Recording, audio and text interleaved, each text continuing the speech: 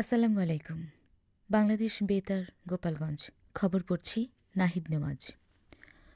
স্বরাষ্ট্র উপদেষ্টা lieutenant general Mohammad Jahangir Alam Chowdhury বলেছেন, সচিবালয়ে আগুন নেভাতে গিয়ে রাস্তায় ট্রাক চাপায় ফায়ার ফাইটার সোহানুজ্জামান নিহতের ঘটনায় অবশ্যই বিচার হবে।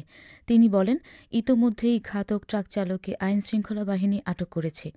গতকাল ফায়ার সার্ভিসের সদর দপ্তরে সোহানুজ্জামানের জানাজা শেষে এক প্রেস ব্রিফিংয়ে স্বরাষ্ট্র উপদেষ্টা এ কথা বলেন।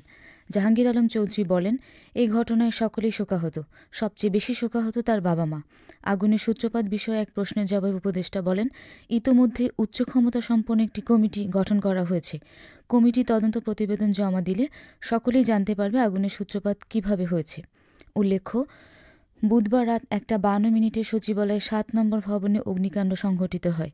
এই সময় ঢাকার 12টি ফায়ার স্টেশন থেকে 19টি ইউনিট এবং 211 জন কর্মকর্তা-কর্মচারী এ অগ্নি নির্বাপনে অংশগ্রহণ করেছে। অন্তর্বর্তীকালীন সরকারের স্থানীয় সরকার, পল্লী উন্নয়ন ও সমবায় মন্ত্রণালয়ের এবং যুব ও ক্রীড়া মন্ত্রণালয়ের উপদেষ্টা আসিফ মাহমুদ সজীব ভূঁইয়া বলেছেন, ষড়যন্ত্রকারীরা থেমে নেই। অন্তর্বর্তী সরকারকে ব্যর্থ করার এই ষড়যন্ত্রে যারাই জড়িত থাকুক তাদের কাউকেই বিন্দুমাত্র ছাড় দেওয়া হবে না। গতকাল সচিবালয়ের 7 নম্বর ভবনে অগ্নিকাণ্ডের ঘটনাস্থল পরিদর্শনকালে তিনি কথা বলেন।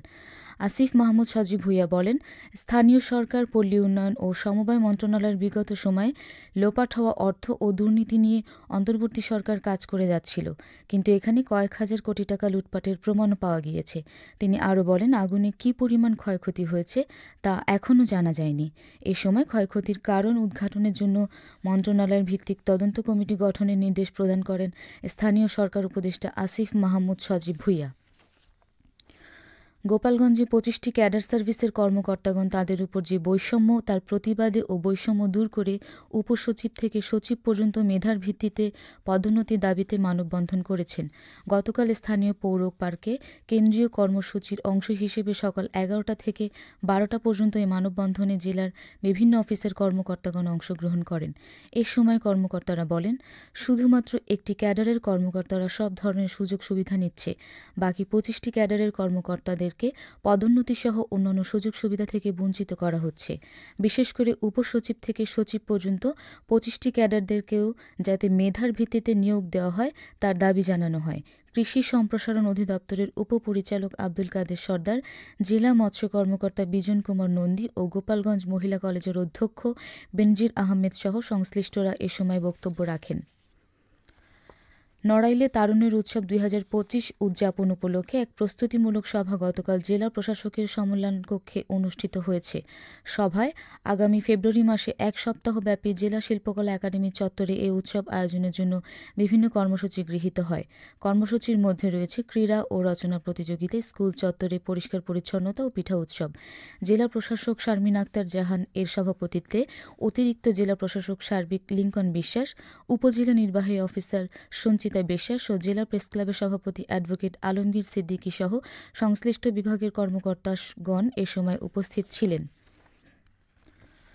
নড়াইলে 5 দিনব্যাপী শিল্প উদ্যোক্তা উন্নয়ন শীর্ষক প্রশিক্ষণ কর্মশালার সমাপনী ও সনদপত্র বিতরণ গতকাল জেলা প্রশাসকের সম্মেলন কক্ষে অনুষ্ঠিত হয়েছে। বাংলাদেশ ক্ষুদ্র ও কুটির শিল্প কর্পোরেশনের আয়োজনে শিল্প উদ্যোক্তা উন্নয়নে করণীয় বিষয়ে 25 জন প্রার্থীকে প্রশিক্ষণ শেষে সনদপত্র প্রদান করা হয়। জেলা প্রশাসক শারমিন আক্তার জাহান অনুষ্ঠানে প্রধান অতিথি হিসেবে উপস্থিত ছিলেন। জেলা বিসিকের উপব্যবস্থাপক প্রকৌশলী মোহাম্মদ সুলাইমান হোসেনের সভাপতিত্বে অতিরিক্ত জেলা প্রশাসক সার্বিক লিঙ্কন বিশ্বাস ও জেলা কারিগরি প্রশিক্ষণ কেন্দ্রের অধ্যক্ষ আবুল বাশার আল মামুন সহ সংশ্লিষ্টরা এ সময় উপস্থিত ছিলেন। গতকাল নড়াইলের লোহাগড়া উপজেলায় পারিবারিক পুষ্টি বাগান স্থাপনের লক্ষ্যে 173টি পরিবারের মাঝে বীজ ও ফলের চারা এবং বিভিন্ন কৃষি উপকরণ বিতরণ করা হয়েছে। লোহাগড়া কৃষি সম্প্রসারণ অধিদপ্তরের আয়োজনে অনুষ্ঠানে প্রধান অতিথি হিসেবে উপস্থিত ছিলেন উপজেলা নির্বাহী অফিসার মোহাম্মদ আবু রিয়াদ। জেলা কৃষি সম্প্রসারণ অধিদপ্তরের অতিরিক্ত উপপরিচালক গৌতম কুমার শীলের সভাপতিত্বে কৃষি অফিসার ফারজানা আক্তার ও কৃষি কর্মকর্তা নিবিড় কুমার বিশ্বাস সহ উপকারভোগীরা এ সময় উপস্থিত ছিলেন। সবশেষে আবহাওয়া।